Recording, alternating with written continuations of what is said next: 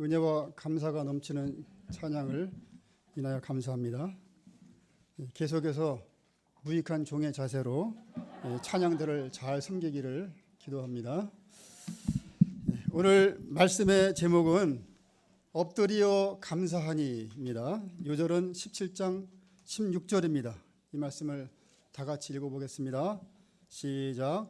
예수의 발 아래 엎드려 감사하니 그는 사마리아 사람이라. 누가복음 9장 18절에서 19장 27절에는 예수님이 예루살렘으로 올라가시는 도중 제자들을 가르치신 내용을 기록하고 있습니다. 주요 내용은 제자로서의 삶의 자세, 즉 제자도에 관한 것입니다.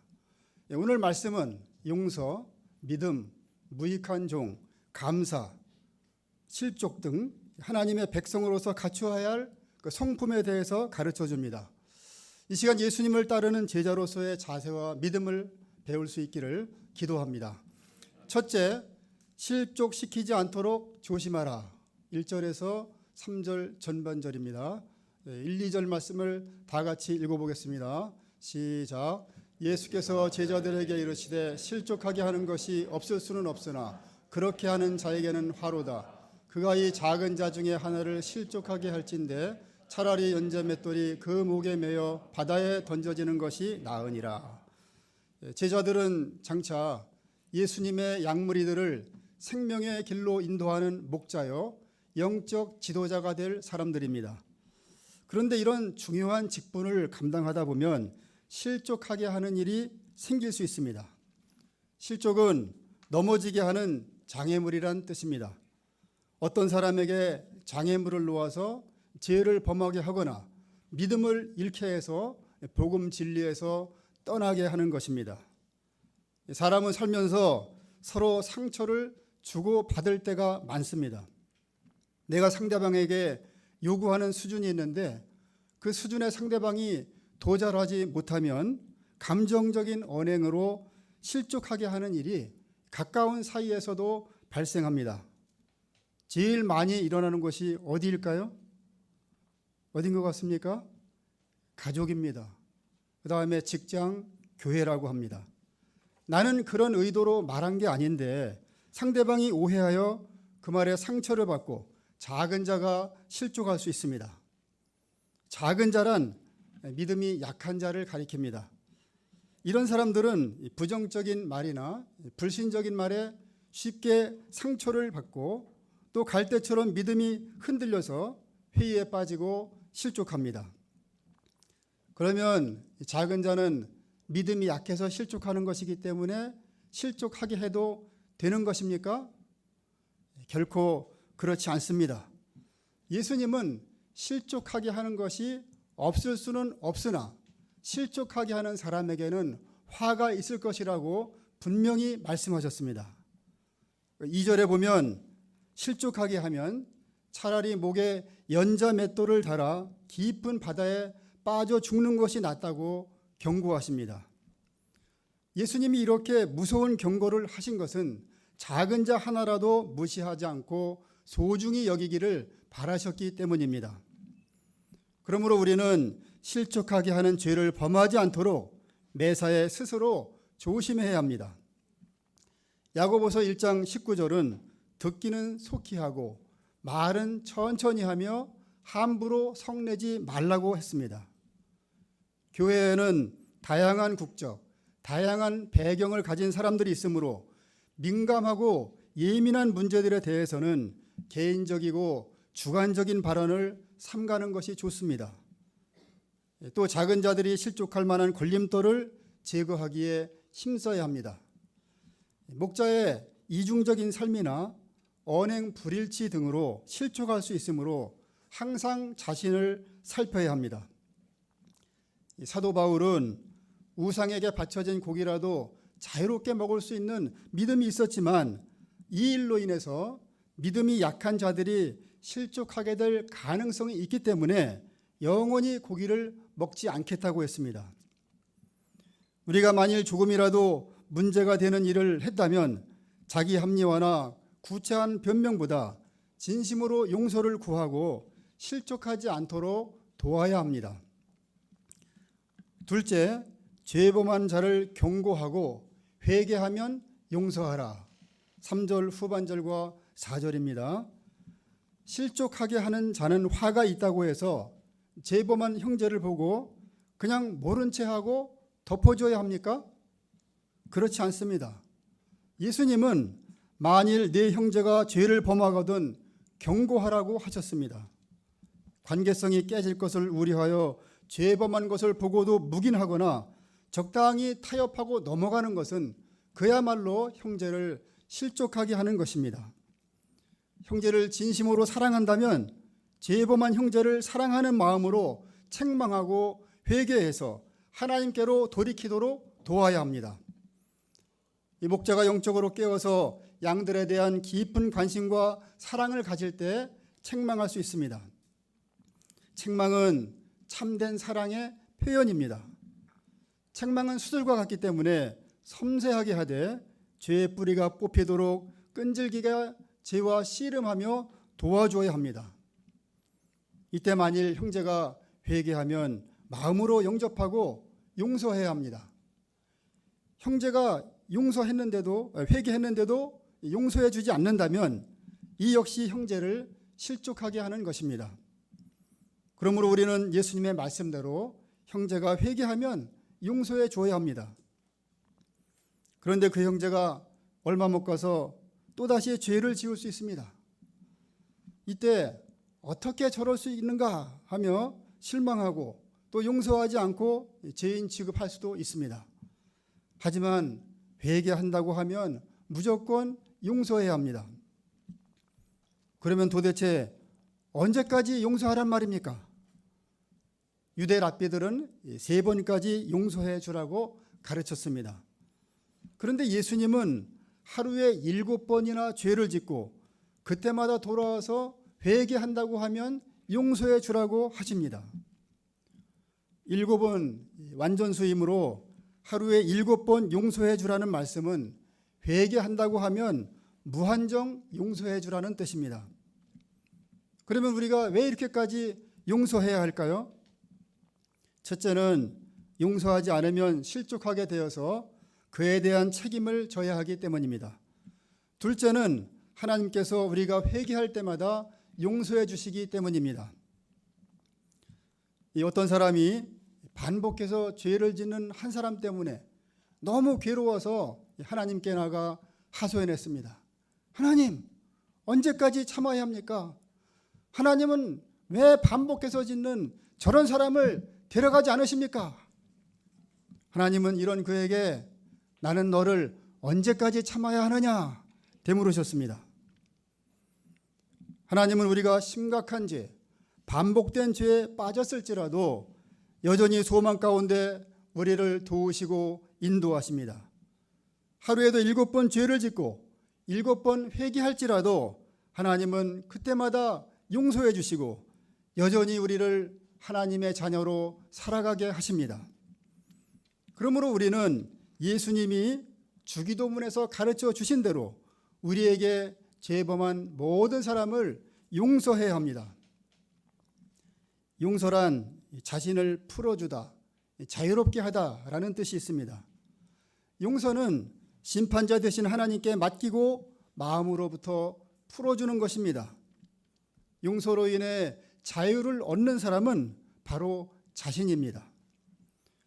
용서할 때 내 안에 쌓인 미움과 분노와 증오심에서 자유롭게 되어 평강이 임하고 영육간에 건강해집니다. 실제로 샌디에이고에서 15,000명의 암 환자를 상대했던 의사의 연구에 의하면 심각한 암이라도 용서한 환자들 가운데 54%가 5년 이상 살았고 또 10년 이상 산 사람들도 많다고 합니다. 그는 암에 대한 가장 훌륭한 예방약은 용서라고 했습니다. 용서의 최대 수혜자는 용서하는 자기 자신인 것입니다. 또한 용서는 상대방을 변화시키는 능력이 있습니다. 우리가 잘 알고 있는 레미 제라블의 장발장은 굶주린 조카를 살리기 위해서 빵을 훔치고 탈옥을 시도한 죄로 19년간 옥살이 후 출소합니다. 하지만 자신에게 호의를 베푼 신부의 집에서 은잔을 훔쳐 달아났다가 경찰관에 잡혀 평생 감옥에 갇힐 그런 위기에 놓였습니다. 그때 신부는 장발장에게 은잔하고 촛대를 드렸는데 촛대를 깜빡 잊고 가신 것 같다며 촛대까지 주었습니다. 신부의 말을 들은 경찰은 그 자리를 떠났고 할 말을 잃고 서 있는 장발장에게 신부는 이렇게 말했습니다. 그 돈을 정직한 사람이 되는 데 쓰시기로 약속한 것을 잊지 마십시오. 19년 동안의 감옥살이도 그의 마음을 바꿀 수 없었지만 용서의 위력 앞에 얼어붙었던 그의 마음이 녹아내렸습니다. 그때부터 장발장은 180도 변화된 새 인생을 살게 됩니다. 용서의 사랑이 어둡고 병든 장발장의 마음을 치료했습니다. 셋째, 겨자씨 하나일 만한 믿음. 5절과 6절입니다. 사도들이 예수님께 우리에게 믿음을 도와소서라고 간구했습니다. 예수님이라면 그렇게 용서할 수 있지만 자신들의 수준에서는 도저히 용서할 수 없다고 생각했습니다. 그래서 큰 믿음을 가질 수 있게 해달라고 한 것입니다. 예수님은 이런 제자들에게 무엇이라고 말씀하십니까? 6절을 다 같이 읽겠습니다. 시작. 주께서 이르시되 너희에게 겨자씨 하나일 만한 믿음이 있었더라면 이 뽕나무더러 뿌리가 뽑혀 바다에 심기어라 하였을 것이요 그것이 너희에게 순종하였으리라. 예수님은 용서하지 못하는 원인이 사랑이 없어서도 아니요 태산과 같은 큰 믿음이 필요한 것이 아니라 겨자씨 하나일 만한 믿음이 없는 것으로 진단하셨습니다. 겨자씨는 작지만 그 속에 생명이 있습니다. 그래서 땅에 심겨지기만 하면 큰 나무처럼 성장합니다. 겨자씨 하나일 만한 믿음은 작지만 살아있는 믿음입니다. 이런 믿음이 있는 사람은 하나님이 살아계신 것과 역사하시는 것을 그대로 믿습니다. 그래서 문제를 만났을 때 하나님의 말씀을 100% 신뢰하고 그대로 순종합니다. 사실 반복해서 죄를 짓고 마음에 큰 상처를 준 사람을 무한정 용서하는 일은 결코 쉬운 일이 아닙니다. 하지만 예수님은 겨자씨 하나일 만한 믿음이라도 있으면 뽕나무가 뿌리채 뽑혀 바다에 심겨라 해도 그대로 될 것이라고 말씀하십니다. 겨자씨 하나일 만한 그 참된 믿음을 가진 사람은 예수님이 말씀이 진리인 것을 믿고 받아들입니다. 예수님이 하루에 7번이라도 죄를 짓고 회개한다고 하면 용서하라고 하셨으니 어찌하든지 그 말씀에 순종해서 용서하고자 애를 씁니다. 그러다 보면 진정으로 그 사람을 긍휼히 여기고 용서하는 마음을 품게 될 것입니다. 어떤 사람은 반복되는 죄악된 습관이 뽕나무처럼 내면에 깊이 뿌리내려 있습니다. 그래서 아무리 투쟁해도 죄 문제를 극복할 수 없다며 절망합니다. 그러나 겨자씨 하나일 만한 믿음으로 죄와 피 흘리기까지 싸우면 하나님께서 승리하게 하실 것입니다. 마가복음 5장에 보면 12년 동안 혈루증을 앓던 여인이 나옵니다. 그녀는 많은 의사를 찾아다니며 치료하느라 재산을 다 허비하였는데 나아지기는커녕 오히려 병만 더 악화되었습니다. 그러던 어느 날 예수님에 대한 소문을 듣고 군중 틈에 끼어가서 예수님의 옷만 만져도 자기 병이 나을 것이라는 믿음으로 예수님의 뒤에 가서 살짝 손을 대었습니다. 그러자 즉시 혈루 근이 말라 병이 나았습니다. 겨자씨 하나일 만한 믿음의 통로를 통해서 예수님의 능력이 역사한 것입니다. 믿음이 크냐 작으냐의 문제가 아니라 믿음의 질이 중요한 것입니다. 겨자씨 하나일 만한 믿음은 살아있는 믿음, 도전하는 믿음입니다. 우리에게는 이미 겨자씨 하나일 만한 믿음이 있습니다. 우리가 이 믿음으로 도전하여 내면에 깊게 뿌리내린 미움, 분노, 불신, 정욕, 게으름의 뽕나무가 뽑혀 바다에 던져지는 능력의 역사 체험하기를 기도합니다. 넷째, 무익한 종의 자세. 7절에서 10절입니다. 제자들이 예수님의 말씀대로 순종했다고 해서 자기의와 교만에 빠지기 쉽습니다.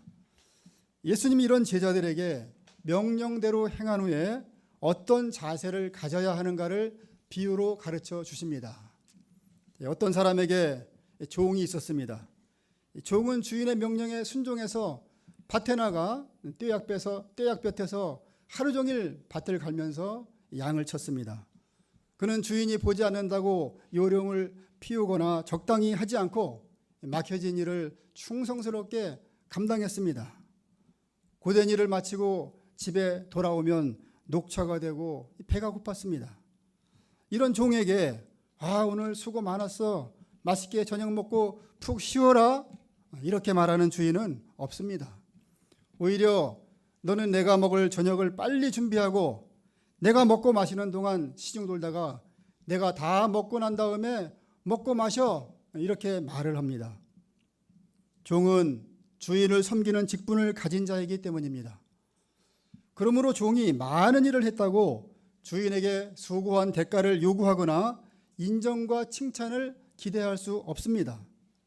왜냐하면 종으로서 마땅히 해야 할 일을 한 것이기 때문입니다.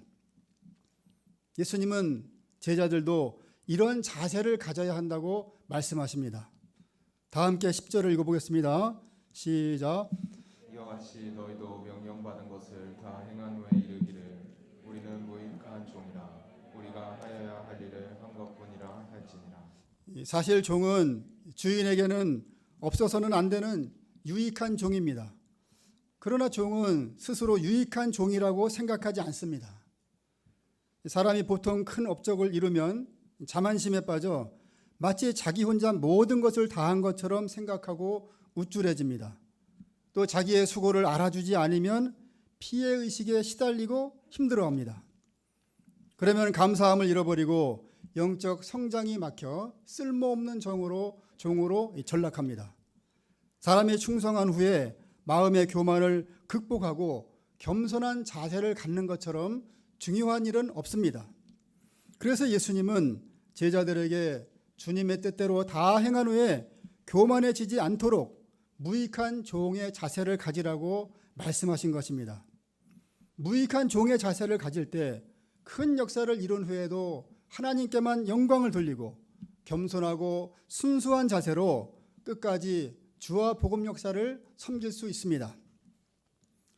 사도 바울은 4차에 걸친 전도 여행을 하면서 수없이 매를 맞고 굶주리고 죽을 뻔한 고비도 여러 번 넘겼습니다. 그의 절대적인 믿음과 헌신과 수고를 통해서 소아시아와 그리스, 로마에까지 복음이 전파되고 수많은 교회가 세워졌습니다. 또한 신약성경 27권 중 13권을 기록했습니다. 그럼에도 불구하고 바울은 자만심에 빠지지 않고 늘 겸손했습니다. 이는 하나님의 교회를 핍박하며 죄인 중에 괴수처럼 살다가 영벌에 처할 자를 구원하신 주님의 은혜를 붙들고 살았기 때문입니다. 주님의 은혜에 비하면 자기가 지금까지 한 일은 조족지혈에 불과했습니다.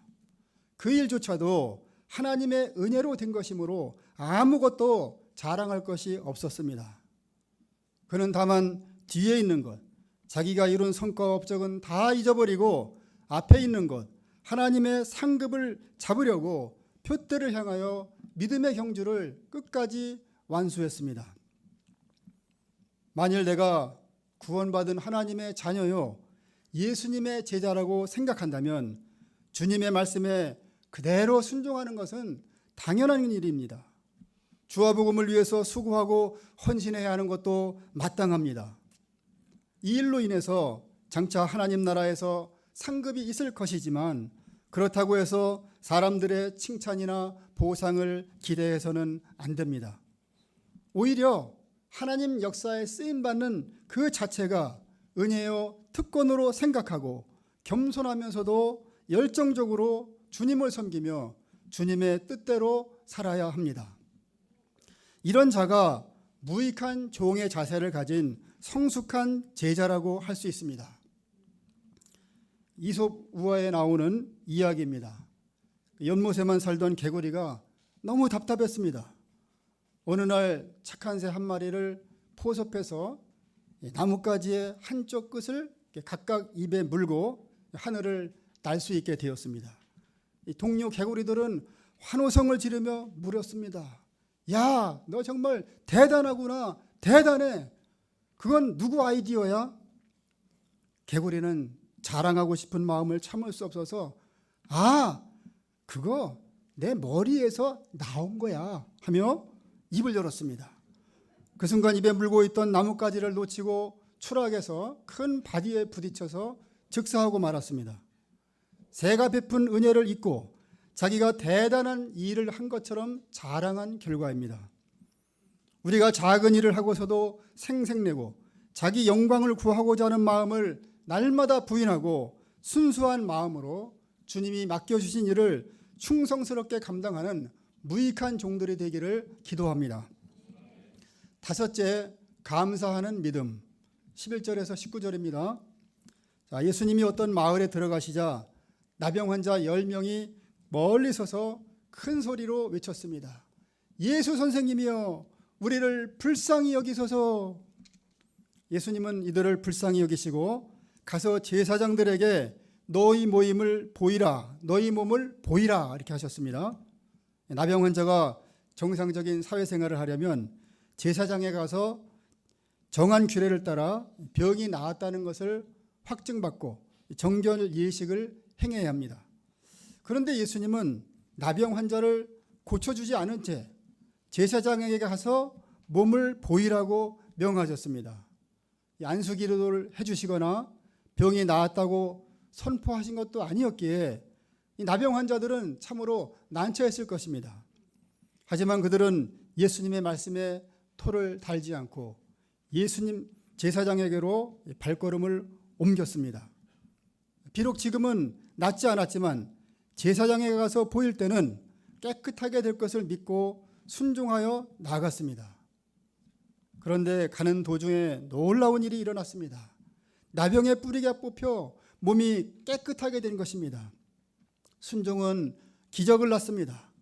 참된 믿음은 순종을 통해서 그 믿음의 진가가 드러납니다. 15절과 16절을 보십시오. 10명의 나병 환자가 고침을 받았는데 그들 가운데 한 사람은 자기의 병이 나은 것을 보고 큰 소리로 하나님께 영광을 돌리면서 돌아왔습니다. 이 사람은 사마리아 사람으로 이방인이었습니다. 그는 예수님의 말씀에 대한 믿음을 통해 자기의 병이 낫게 되었다는 것을 알게 되었습니다. 지긋지긋한 나병에서 깨끗함을 받고 정상적인 사회생활을 할 수 있게 되었으니 얼마나 감격스럽고 기뻤겠습니까? 예수님의 은혜에 감사하여 눈물과 콧물이 쏟아졌을 것입니다. 그래서 큰 소리로 예수님을 통해서 놀라운 일을 행하신 하나님께 영광을 돌렸습니다. 그것으로 끝나지 않고 예수님의 발 앞에 엎드려 감사했습니다. 할렐루야! 예수님 감사합니다. 반면 큰 은혜를 받고도 감사하지 않은 사람들이 있었습니다. 다 함께 17절과 18절 읽어보겠습니다. 시작. 예수께서 대답하여 이르시되 10사람이 다 깨끗함을 받지 아니하였느냐? 그 아합은 어디 있느냐? 이 이방인 외에는 하나님께 영광을 돌리러 돌아온 자가 없느냐 하시고. 9명은 유대인으로서 하나님을 잘 알고 있기 때문에 당연히 더더욱 감사해야 할 것 같습니다. 그런데 이들은 예수님께 돌아와 감사하지도 않고 하나님께 영광을 돌리지도 않았습니다. 자신의 요구가 충족되었기 때문에 이제는 예수님이 필요하다고 생각하지 않았습니다. 한마디로 먹튀한 거죠. 예수님을 병 고쳐주는 분으로는 믿었지만 영혼까지 구원할 분으로까지는 믿지 않았습니다. 그들은 육체의 질병은 고침받았지만 영혼의 질병인 죄 문제는 해결받지 못했습니다. 예수님은 배은망덕한 이들에 대해 심히 안타까워하셨습니다. 하지만 예수님께 돌아와 감사한 사마리아 사람에게는 어떤 복을 주셨습니까?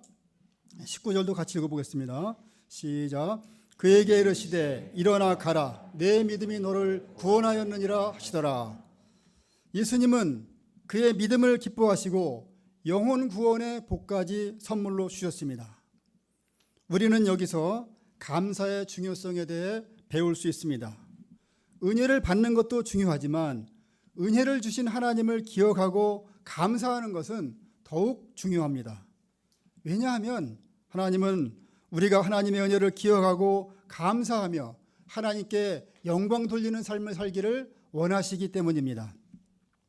그런데 큰 은혜를 받았음에도 불구하고 감사하지 않는 이유가 무엇일까요? 그것은 구원의 은혜를 잊어버렸기 때문입니다. 이런 사람을 은혜 망각증에 걸렸다고 하죠. 은혜 망각증에 걸려서 구원의 은혜를 잊어버리면 하나님이 베풀어 주시는 은혜에 둔감하여 웬만한 일에는 좀처럼 감사하지 않습니다.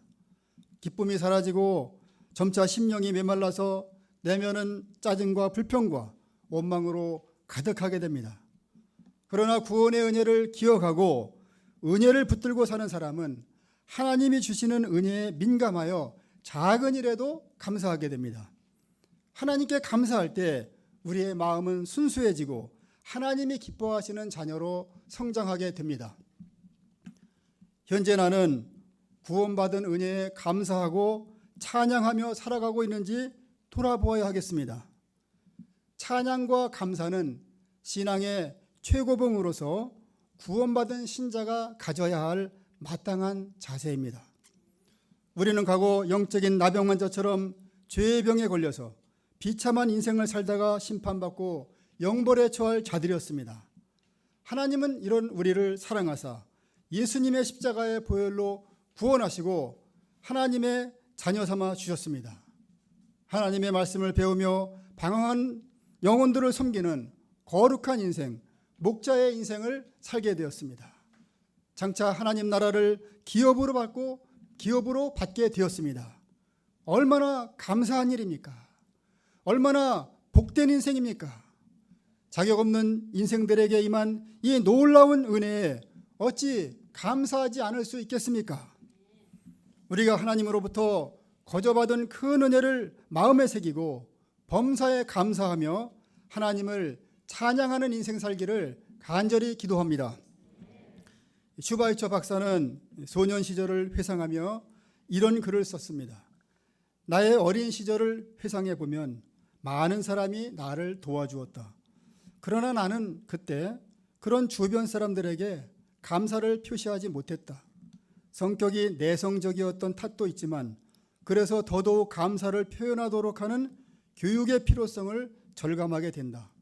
나를 도와준 많은 사람에게 직접 감사를 표현하기 전에 그들 대부분이 세상을 떠난 것을 생각하면 내 마음은 더욱 아프다.